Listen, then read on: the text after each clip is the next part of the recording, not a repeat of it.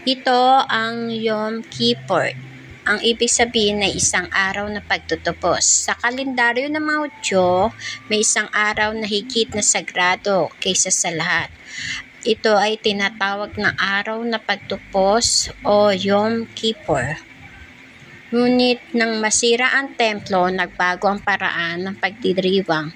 Wala nang sakripisyo ng hayop, ngunit nananatili ang espiritu ng Yom Kippur. Sa halip, ang mga Hudyo ay nagtitipon sa sinagoga, nag-aanuyo ng 25 oras at taimtim na panalangin. Ito ang araw na paghaharap sa sarili at sa Diyos. Isang pagkakataon upang humingi ng tawad, magpatawad at magsimula muli. Hanggang ngayon, pinagdiriwan pa rin ang Yom Kippur bilang pinakabanal na araw ng mga Hudahismo. Para sa marami, ito ay isa lamang tradisyon, kundi isang pagpapaalala na ang tunay na kapatawaran ay nagmumula sa bukas na puso at tapat na pagbabalik loob. Sa kasalukuyan, ang Yom Kippur ay ipinagdiriwang pa rin sa buong mundo.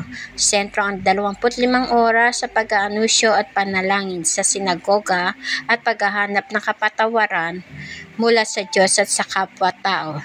Itinuturing ito isang pinakabanal na araw at kalendaryo sa mga Hudyo. Sana magkaroon po tayo ng aral dito sa Yom Kippur na kasaysayan sa Israel na dating templo sa Jerusalem.